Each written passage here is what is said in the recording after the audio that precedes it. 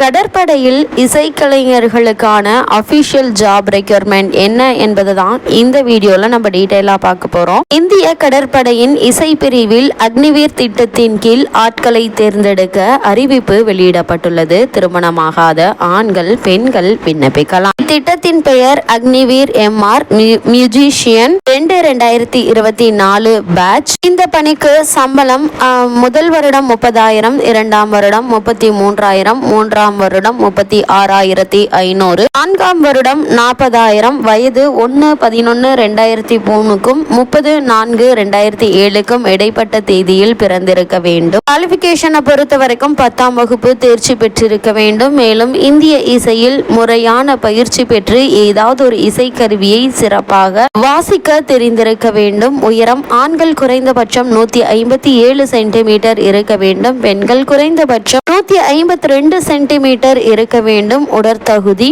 ஆண்கள் 1.6 கிலோமீட்டர் தூரத்தை 6.5 நிமிடங்களில் ஓடி முடிக்க வேண்டும்.